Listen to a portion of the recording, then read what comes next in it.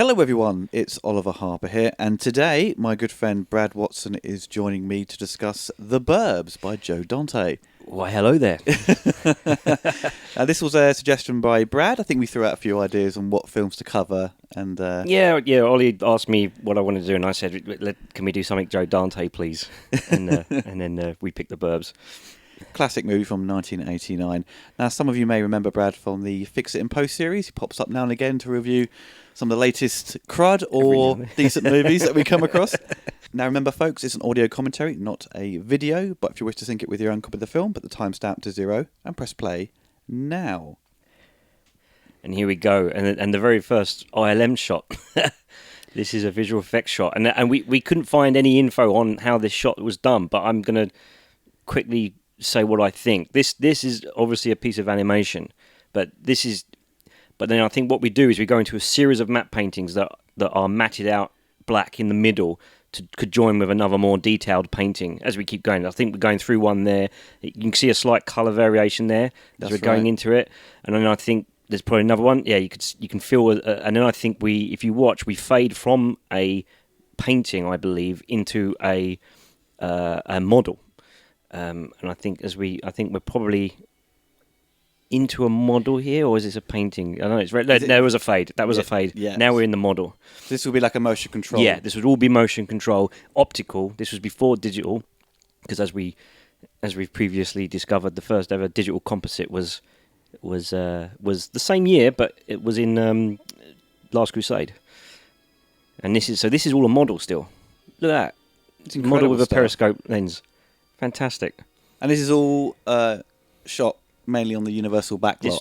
This would be in ILM. This would be in their modeling. Shot, this yeah. bit. But then, the rest of it. Yeah, there we go. Yeah, this is all the backlot. This is all their backlot with no real interiors in these houses.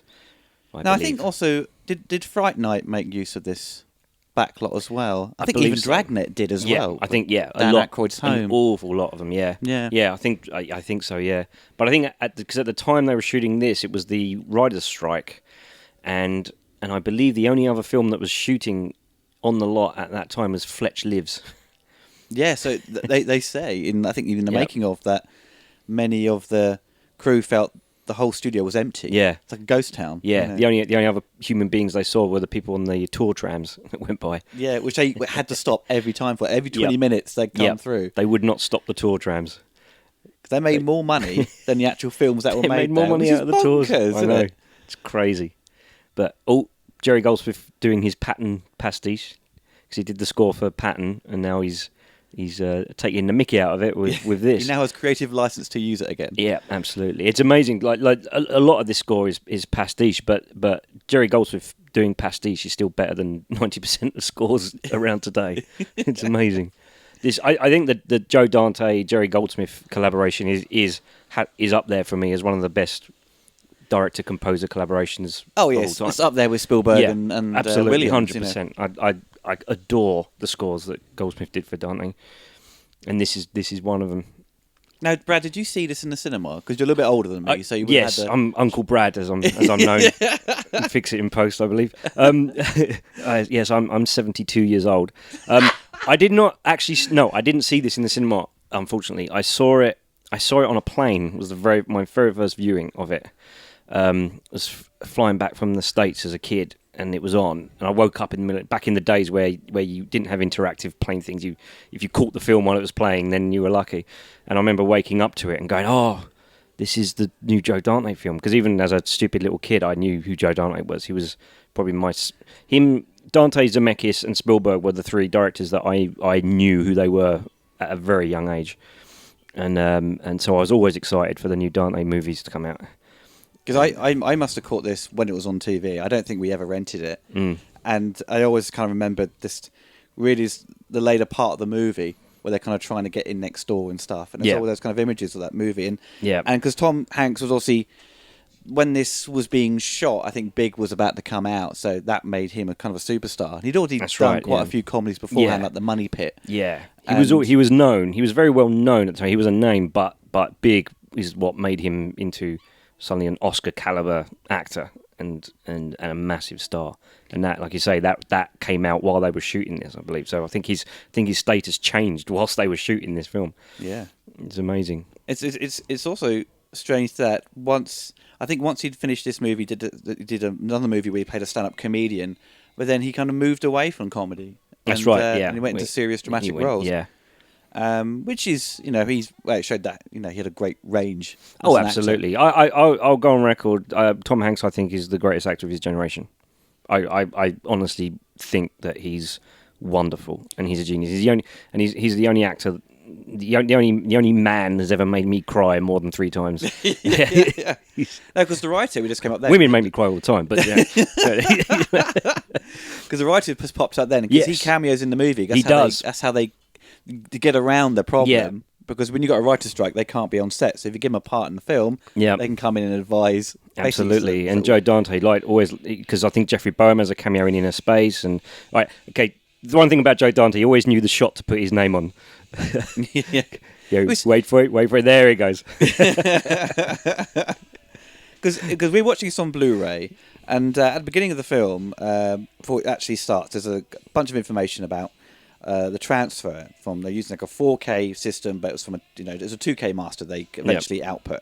Yeah. And the strange thing when watching this, because I had to double check this with Brad because he's got the same copy, and we were thinking, why has this movie got really excessive amounts of grain? Ridiculous grain, yeah. And generally, when it starts, when you see the Universal logo, it's nice and clean. Yeah. But once the movie kicks in, it's grainier than I remember. Well, it could. I mean, there was one point I was watching, I thought there was something wrong with my Blu-ray, with my HDMI connection or something. I was like, just about to go up and wiggle the wire, and then it would cut to another shot that looked beautiful and pristine. Yeah, it's odd. I think when it actually cuts inside the interior of Tom's house, it's really grainy. Yeah, but there's so many other shots that look wonderful. I mean, it's beautifully shot. Yeah. There's no doubt about it. But yeah, I mean, it must be a transfer. There's no way it went out like that. There's no way that can be the neg and the way it went out in cinemas. I don't think it would do the DP any favours, would it? No, absolutely. Yeah, no. And he's a damn good DP. Now that actress, I can't remember her name now. Wendy Schaal. That's right. Yes. She's Francine in American Dad. She is indeed. Yep. Yeah. And she'd just been in Inner Space for Joe Dante. That dog is the same dog that ends up in Silence of the Lambs. Got a great career. Yep. And okay, coming up here, we're going to see a little Dante trope, putting his own movies in his own movies. Oh, it's a cereal. As he comes around, you'll see there's a cereal box right there with Gremlins on it. There you go, just behind him. That was an official cereal, wasn't it? That's an official Gremlins cereal. Yeah. And there it is. But I never saw the Batman cereal that came out in '89. I never saw that in the shops. Because so many kind of movies had cereal. Yeah, cereal was where it was at, man. We were all eating cereals from movies back in those days. Because we were discussing yesterday, because we were having a few drinks before doing this commentary, and also we're not drunk now. Soft drinks. But because there was an alternative cut to this movie. Obviously, the ending's different, which we'll discuss later. But there was also a work print that's put on the Blu-ray. And it kind of details Tom Hanks' character and why he's home. Yeah. And you don't, because the actual cut, it just basically implies that he's having some time off. It's a real vacation. But there was a subplot that was cut out that he's been fired, and he's not got the guts up to tell his wife yet. So there's a lot of moments in Hanks' performance, if you watch, when he reacts in a way that it totally implies that there's something iffy going on at work. And yeah, it also implies more that there's something more going on than just him having time off. Yeah, exactly. And also, in the making of it, it says that Tom originally didn't want to have a kid in the film. Like, he didn't want to be a father. Yeah, and this was the first time he played a dad, and I think it freaked him out a bit. But when you see the kid in it, though, they actually kind of play off each other. Oh, they work great. You totally believe it. Totally believe it. And poor old Carrie Fisher, look. She's in her prime there. And she had to wear a wig, didn't she? Yeah, I'm not quite sure what that was. I don't know if that was just for the haircut gag at the end. I'm not sure. Yeah. But, it's really odd. Oh, here we go. And my favourite character. Yeah, Art. Rick Duckerman. Unfortunately he's passed as well. Because he was in Die Hard. The funny thing is he plays a electric guy in Die Hard, and then he's phone, and then in this he's dressed up sort of in a similar way when he's cutting the power. But look, with the stupid branch around his neck. It's fantastic. I think out of the bunch of all of them, he's the biggest kid out of all. Yeah, out of the whole totally. group. Yeah. Well, we'll as we'll see as the film progresses, they all become kids. But he's a kid already Because his wife's gone away, so that's basically giving him the chance. So he's regressed already. Yeah, go back to being a kid. Yeah. This is okay, and this scene coming up is great. What Rick Duckerman just eating. He's just eating in this whole scene. And what you watch, he takes some food out of the bowl that Carrie Fisher's standing next to him, and then reacts to it. And then you see in the background she puts it down for the dog. It's great visual. It's beautiful. Yeah, this is the kind of stuff I love. This is the kind of stuff Dante was a genius at. Really was. And a lot of these gags, go by when you first watch it. You don't notice them. Like, look, here we go. He takes them from the bowl.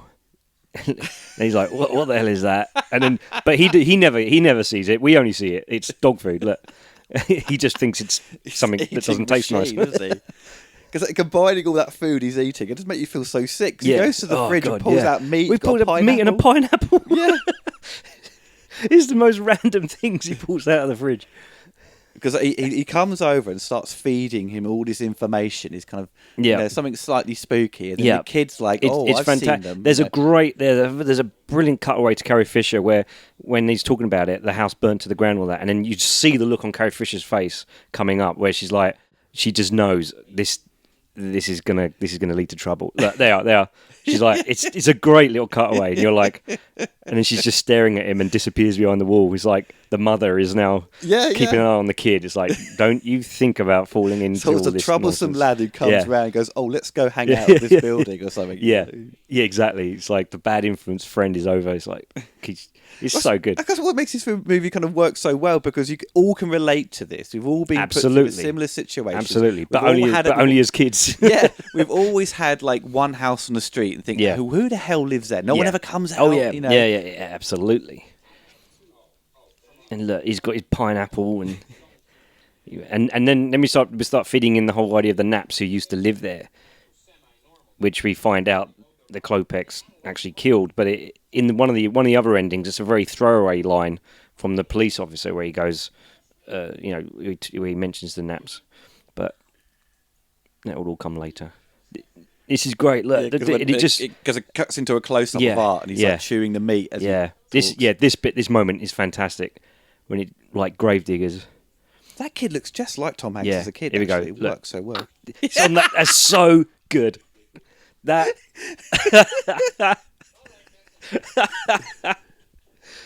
Sorry, guys, I'm going to be enjoying this film a little bit too much, probably for an informative commentary. When you cover comedies, that you can't help but laugh.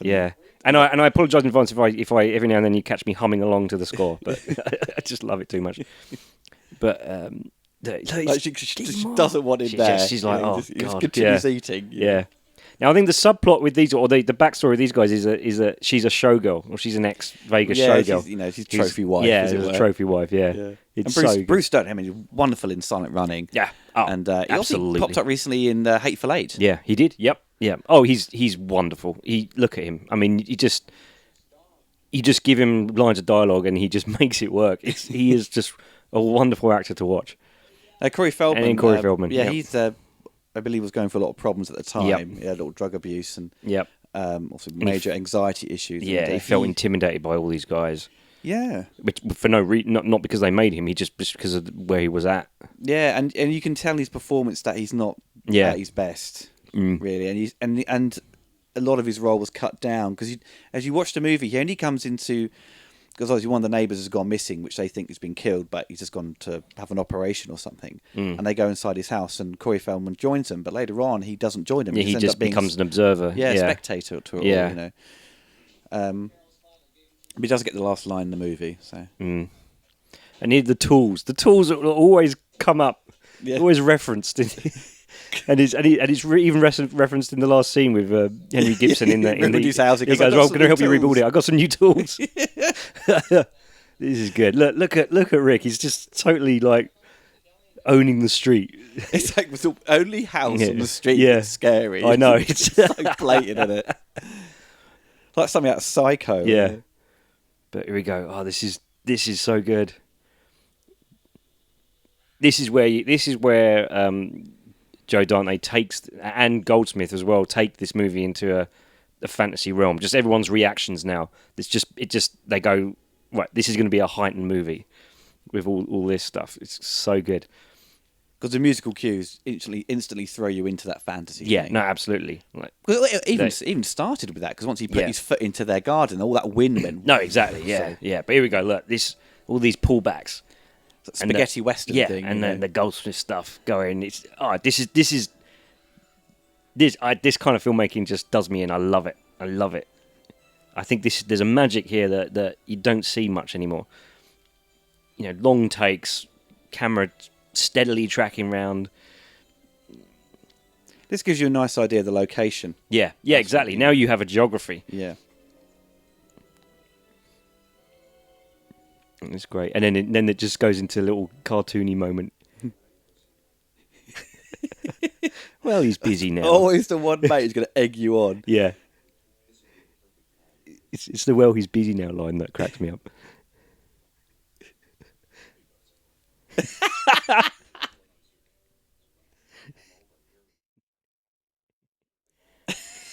It's full of excuses, isn't he, artist? Yeah.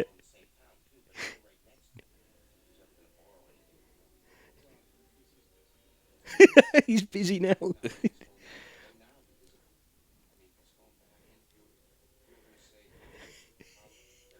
And he's no. As a Joe Dante fan, Brad, what do you think was the last film by him that was really just like classic Dante? The last special film is probably Matinee. Yeah, which is there's this collection of movies that, depending on what mood I'm in, they all qualify to be my favourite film of his. I can change my idea, and Matinee is the last of those.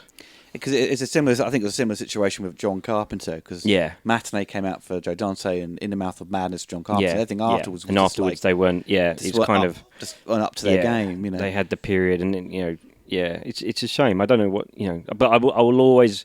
I will always be interested to see. Was it The Hole he did? No, I mean he's done. They're interesting, but but this was a special period, and here we have a piece of music from My Name Is Nobody, Ennio Morricone. They licensed it, didn't they? Yeah, which when I first heard it, I was convinced this is from Once Upon a Time in the West, because it's got that Man from the Harmonica strain to it. Now I've never seen My Name Is Nobody, so I don't know if Ennio Morricone is purposefully. Because Joe said Jerry couldn't really replicate what he wanted. Yeah, couldn't quite get it. But all the zoom into the eyes, the Sergio Leone eyes, and then we finish off with the dog. The dog, this is just.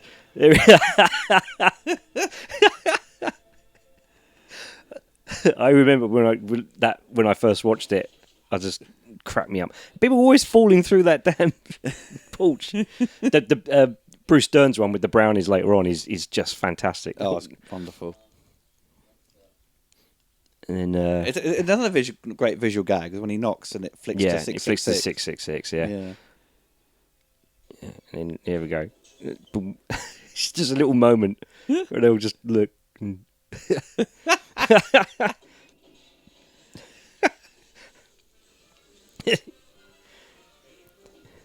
That's opticals there. Yeah, opticals. You can see the because we're pre-digital still here, so it's just really good though. You don't see any movement with the opticals. That's around great. It. I think this was one of Michael Owens' first films that you see. I think he'd done Riches of Eastwick before this, and then this, and he went on to do quite a few biggies. Look, that is such a good gag. Reactions, superb. Yeah. Run the water! Run the water!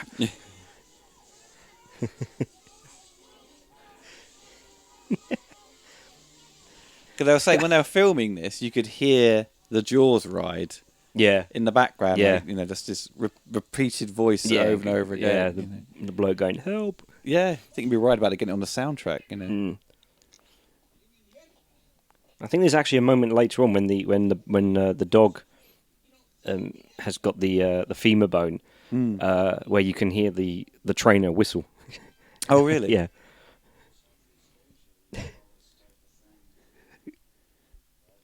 It's amazing. It's just like the track and the line is just so in time.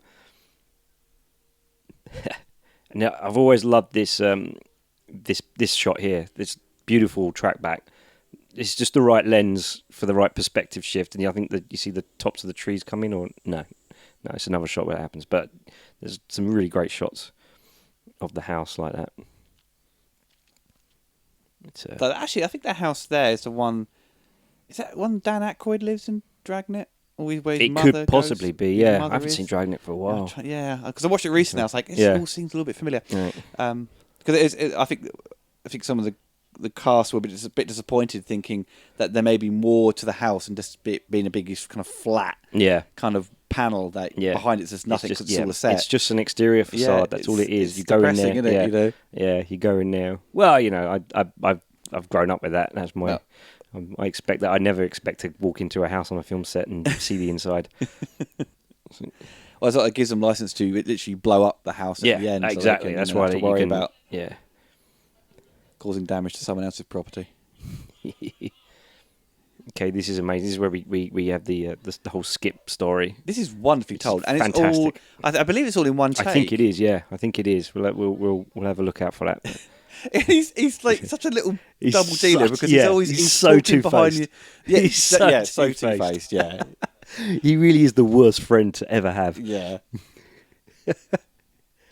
So I said when you said that he's your favourite character, and I said he's your favourite character to watch, but he's not the character you'd want to hang out with. No, because he'd just drive you bonkers, wouldn't he? He'd just put you and get you in so much trouble, and he'd just blame you.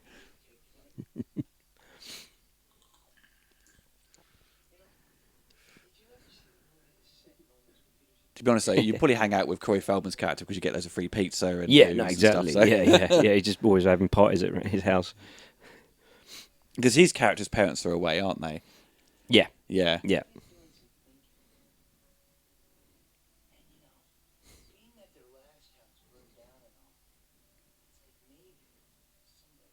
I think with Corey's performance, I think he's trying too hard to be this kind of stoner-like character. I think it would have been interesting if he was more of a nerdy character. That would have kind of given him a little bit more stuff, more things to do. Yeah, possibly. It's hard to. I mean, the tone of this film is so spot on. It's hard to. It's a tough thing to negotiate. I suppose he had to play a character that the younger people could sort of relate to. Yeah, sort of you know, their window into this movie. Yeah. So here we go. This is the story about Skip, the soda guy.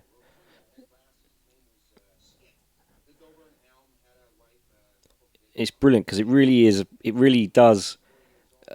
Well, it's a wonderful thing, like in Gremlins, where she tells a story about her father dying. These sort of mythic little stories of suburbia. Is this there to sort of the music is wonderful? Yeah, keep it a little bit creepy. Yeah. You know.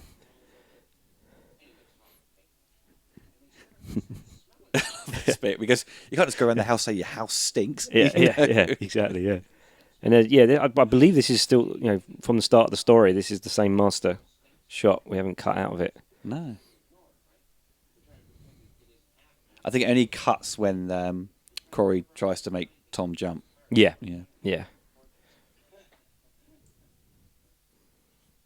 Oh, you think that's funny? It's brilliant. They're just playing off each other. And there's poor old Tom Hanks just really, really sort of... He's kept quiet the entire time. Just really eating it in. He's taking it in, he's falling for it. He's just burrowing in, yeah. There we go. Oh, there's a cut.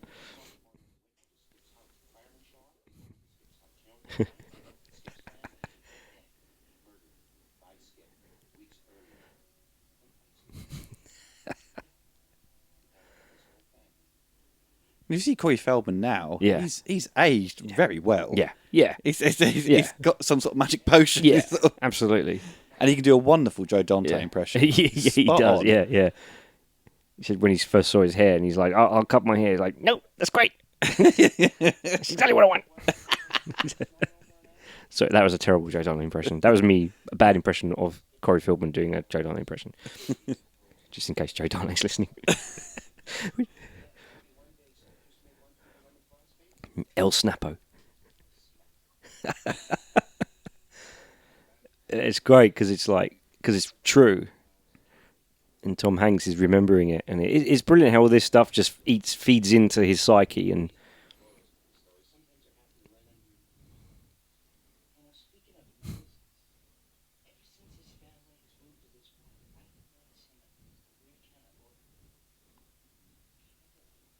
do you think that there should have been more information about the family that have moved in. Some kind of to know more about them, or some sort of like. What, the let's say, for Klopeks? example, like the Klopeks, like Wolf, like Tom or Art. Well, what's Tom's character called again?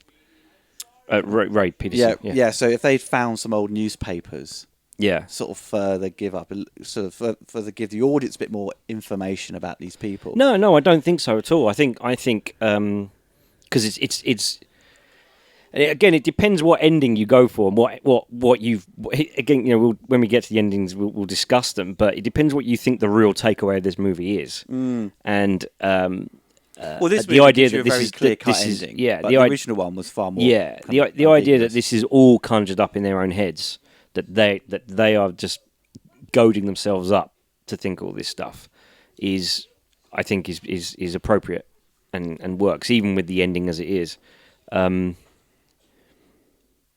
This movie was originally going to be titled Bay Window, which is a play on. That's Rear right. Window. Yeah. Obviously it feels like a slight kind of copy of Rear Window. It's essentially kind of people spying on other. Exactly. Yeah. Other It's like the leaping off point is. Okay, here we go. This is so good. the way he just rubbishly hides from her. She looks. Look. Sorry if I laughed too loudly in the mic there, but I can't help it. It's so funny. And he just waves at her.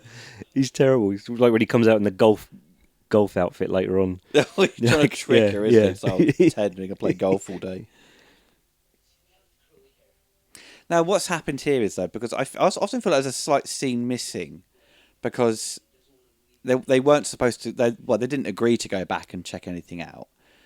So then later on, he's just come, knocked on his door. Tom's already seems ready to go, and then they go meet Bruce Dern. Yeah, and then they're going to go, do some spying. But it feels like something's missing where they agreed to do this.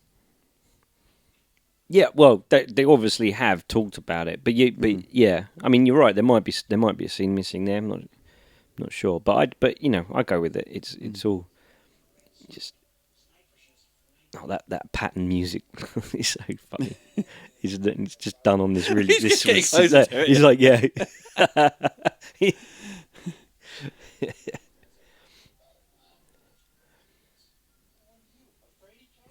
See, this is where they start.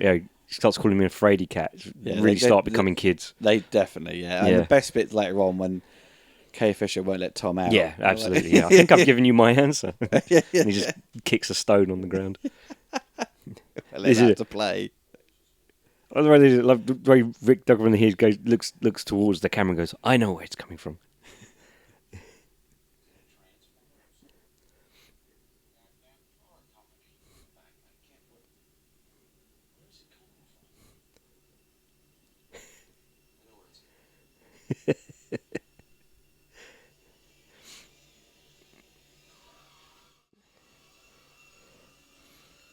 It's a classic kind of haunted house look, isn't it? Yeah. There's always those houses you see in those American movies.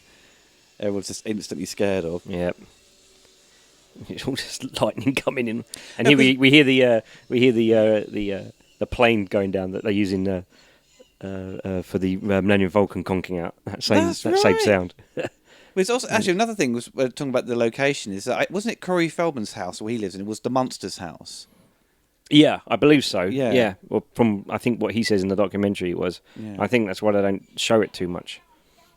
Okay, this I think this is one of my favourite moments in the film. What they find so baffling is why would someone drive out in a car? Rubbish. Tom Hanks' delivery of that line is one of my favourite line deliveries in cinema history. I think it's it's hilarious. I've never seen that. I've never seen someone drive their garbage down the edge of the street and bang the hell out of it with a stick. I've never seen that. I love it. But look, no headlights. The way Goldsmith just does that little accentuation, but it's when it cuts to him dragging the bag out of the car and the music kicks in and the lightning's going. It's brilliant. Because you always think it's like cause it's like a body, isn't it? Yeah, exactly. Turns out to be just rubbish. Yeah, here we go. Look, listen to this music.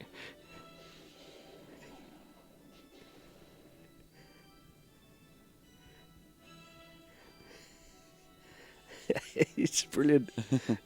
It's just like, what is that?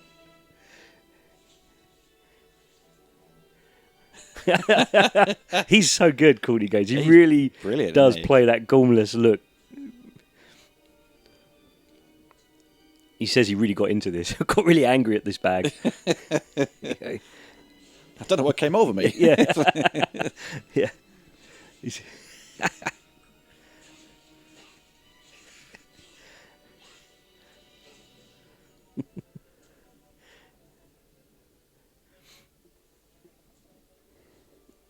looking out. Look, you almost think he sees him there, which plays into the idea that he might have switched the bags later. Oh, that's a good point. Yeah. It's full of details, man. Dante details, I call him. He does. The films are full It's of also them. why would someone have a green Green porch light, you know, as it were? exactly. Yeah. Yeah.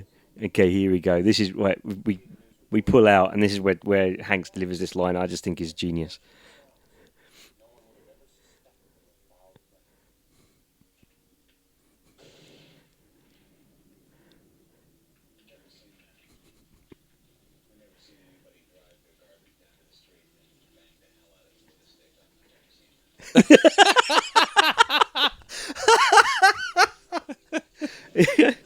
It's perfect. I've never seen that.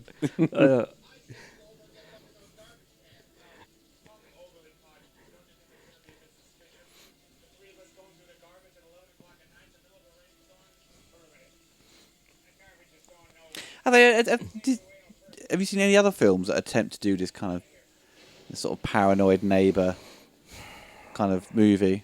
I mean, I know there's Disturbia. Yeah. But that is very much a kind of play on Rear Window. That is a remake of Rear Window. I think almost pretty much spot on. I mean, none are coming to mind. I'm sure there are some that I might have seen, and I'm sure there's probably plenty that I haven't. But I suppose it'll always end up kind of feeding back to Rear Window. yeah, exactly. And you're never gonna. It's such a trope. It's got to be done like this, really, for laughs. I mean, it's like I don't think a movie has got it quite as right as this in terms of pitching it as how daft it really is to be all paranoid and all that stuff. Well, even though it turns out to be correct, but That's again, very psycho. we'll talk about it. Yeah, yep. Smoke comes out. It's basically like living next to the Addams family. You know? Yeah. And this is great. You really get the sense this is like about sort of 2:30 in the morning. And look.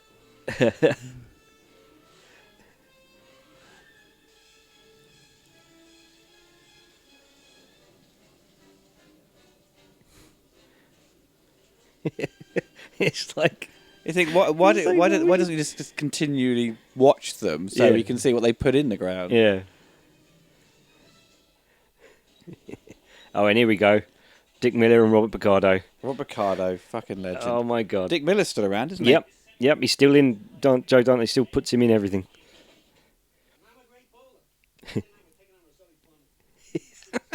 I think he had a bigger role in Matinee, didn't he? Yeah. Yeah. And Matinee and obviously Gremlins 2 for sure. And who was he in Inner Space? in Inner Space is the cab driver that picks. That's right. What's her name? Her name's gone out of my head.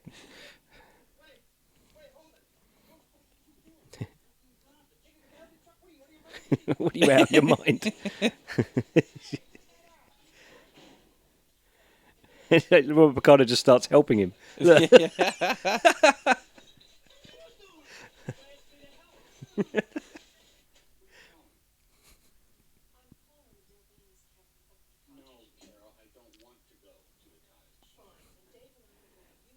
It's like being a kid and you're forced to go to your grandparents. You just don't want to go. Yeah, exactly. I don't want to go. I want to hang out I with just my want to friends. stay here, hang out. Just want to be lazy. I don't want to get dressed.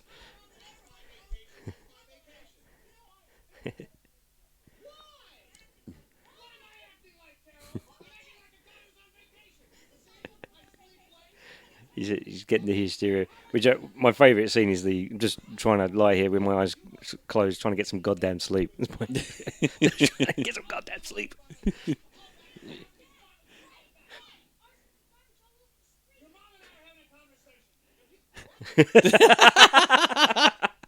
What?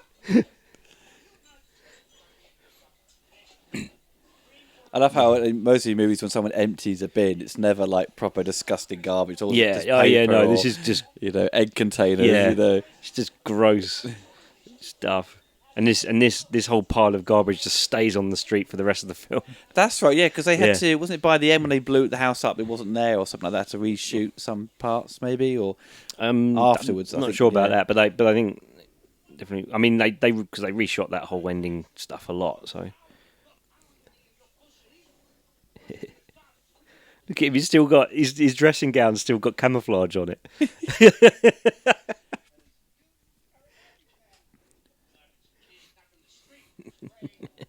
And his boxer shorts. So why would you ever need camouflage in your boxer shorts?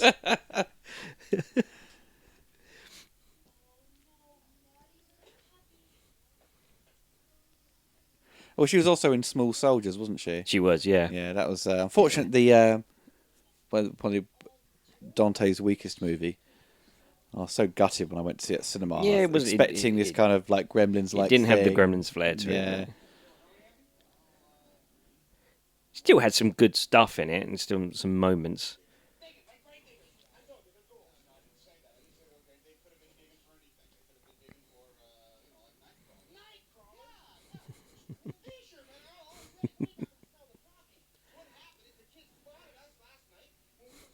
They get intrigued by it now. Yeah. Like what's going on? I believe you see them in the very very last shot. I think when Corey Feldman says I love this street and then walks off, I think the people he goes to is Dick Miller. No, really. I think They've finally come back to pick up the rubbish. We'll have another look when it happens, but.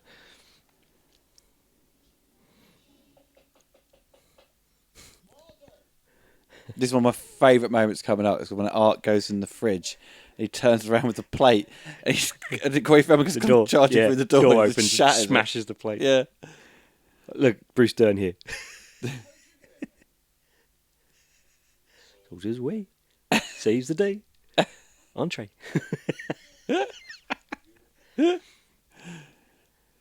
I like Tom Hanks' reactions here is great.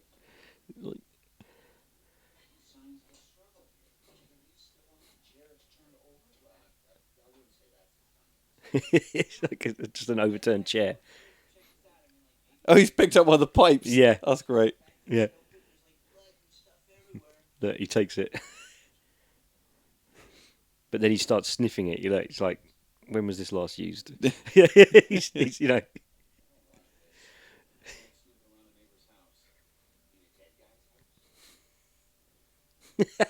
It's like he was wearing a bowling outfit, isn't he? Yeah. God, it's odd clothes he wears, isn't it? I believe in those pictures is the actor that plays Walter was in something with Lucille Ball, and I think that they're pictured together down there in one of the pictures. No, I've never seen it, but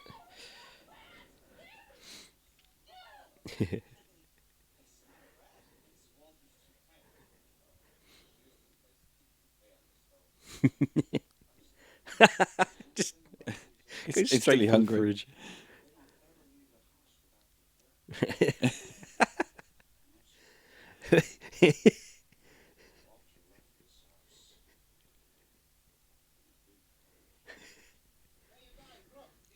Here we go. Marvellous.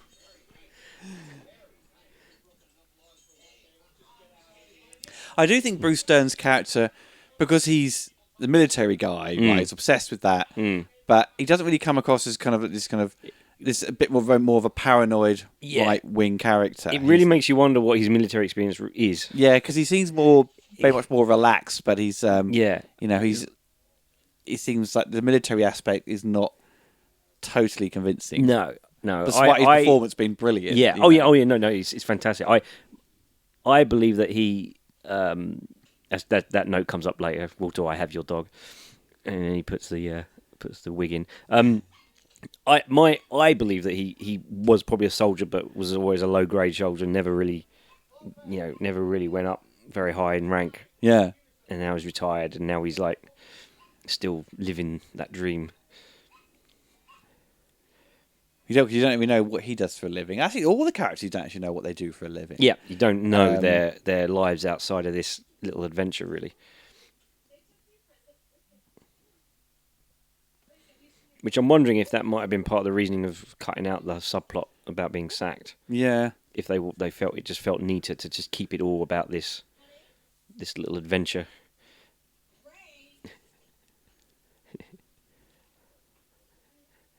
That cigar smoke puffing into shot. I love how because earlier on he said, "Oh, I'm gonna have a smoke a few cigars outside." Yeah, because and she just gives him that look. Cause yeah. women don't like blokes smoking inside the house. Yeah, that's a real husband-wife moment. That is.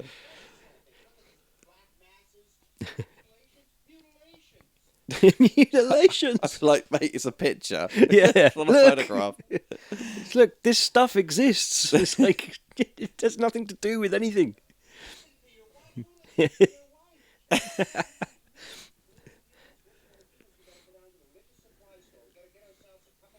This is amazing. His mates Jerry's a priest and get him a deal on some holy water.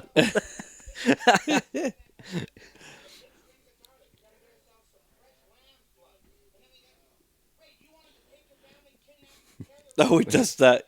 You're chanting. Yeah. I have been on many drunken nights out with friends where, for some reason, one of us goes to the other one.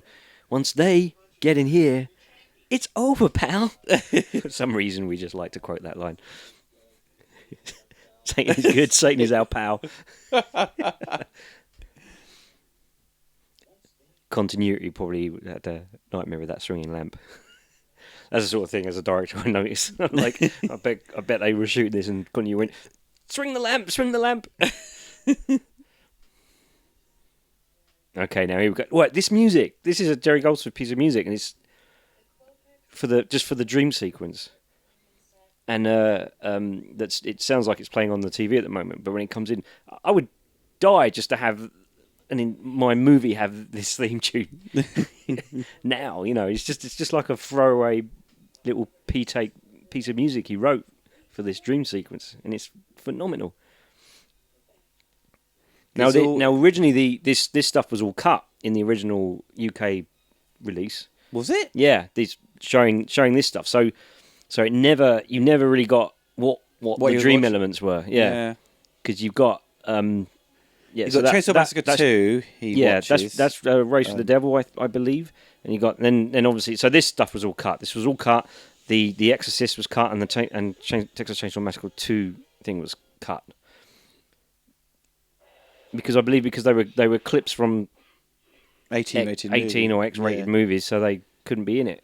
It was like, this was a PG, wasn't it? Yeah, in the UK, yeah. But it's nuts. I mean, come on, it's not. They're not exactly showing the moments of those films that.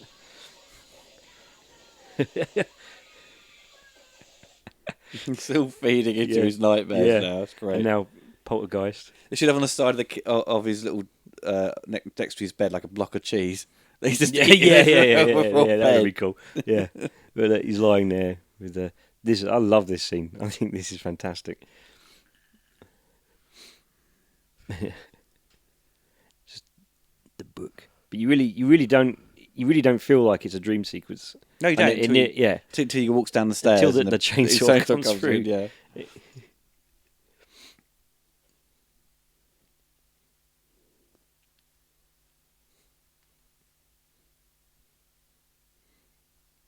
You see the way that the chainsaw cuts through the picture and cuts his side of the picture off. Away from his family. Down he goes. That's great, isn't it? No, because Dante had shot the probably the most wacky segment of the Twilight Zone movie. Yes, that is really good. And this moment here is a kind of similar lighting and stuff like that, and it was mad kind of. You're right. Yeah. It's got that very studio based feel, the very theatrical feel to it.